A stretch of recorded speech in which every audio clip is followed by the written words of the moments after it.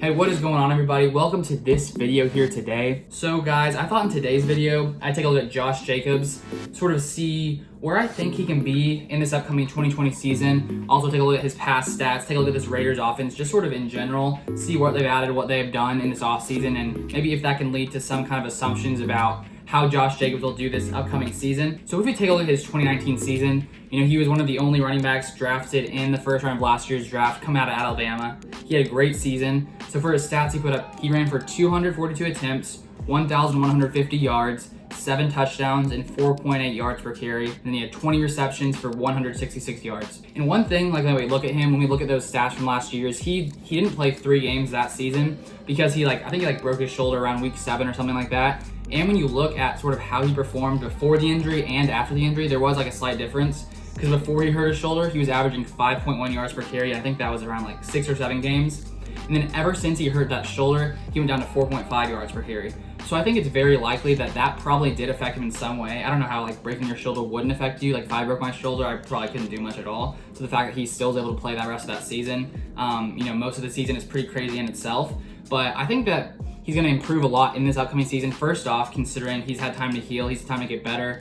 He's already experienced 1 year in the league now, so he's definitely learned a lot, improved in many different ways. And last season, he ended up as the 21st running back when you look at PPR. If you look at points per game, because he did miss those 3, he was 15th in PPR. Then if you look at standard, he finished 14th with 13.2 points per game, and he would have been higher if he had played the full year in standard. And so when we look at those stats, I think that those sort of tell you one thing. Considering he was 14th in standard and 21st in PPR, it sort of just shows you that he doesn't get the ball as much in the receiving game. He only got 20 receptions last season. And so that's one reason why I think that he isn't one of the top guys, at least in PPR. I think he's probably a higher value in standard leagues because, of course, receptions don't matter as much in standard leagues. And the thing about that is it has nothing to do with his talent. He's a great pass catcher when you look at his time in college. He had 48 receptions for 571 yards and 5 touchdowns.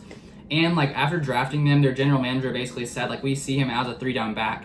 So I don't think that it's necessarily that he can't catch the ball. In times last season when he did catch the ball, he's very elusive, he's very good in the field. He's good at anything. He can run guys over, he can do lots of those kinds of things. Last season, one of the guys who sort of took away lots of his catches was DeAndre Washington. I think he had 40 targets. He is gone this season, but they have brought in some other running backs who will likely maybe fill that. Hopefully we can see more from him in the pass catching game, but the Raiders haven't really shown anything to make it seem that will be the case. It looks like he might get a similar amount of targets as he did last season. Because if we look at what they've done this offseason, one thing they've done is they signed the other running back, Richard, to a 2-year, $7 million contract.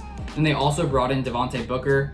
He's caught 105 passes from 2016 to 2019.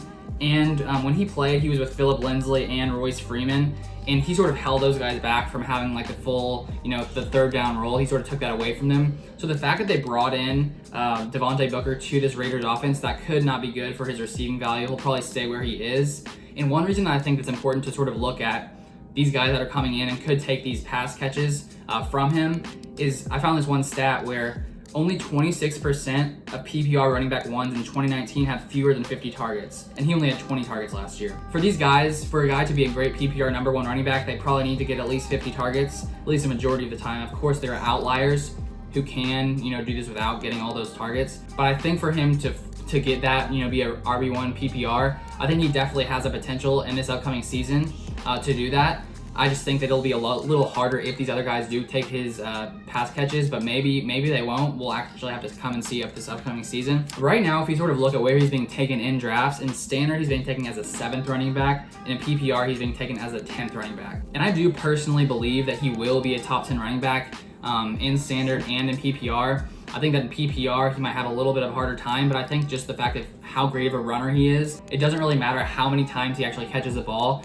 So if we also look at the Vegas odds when they're sort of looking at predicting this season, which running backs will run for the most yards, he is tied for 4th with Christian McCaffrey, and the over-under for his yardage is 1,220. And so that sort of makes sense considering last year he ran for 1,150, and he'll probably play all games this season. Hopefully he doesn't get injured.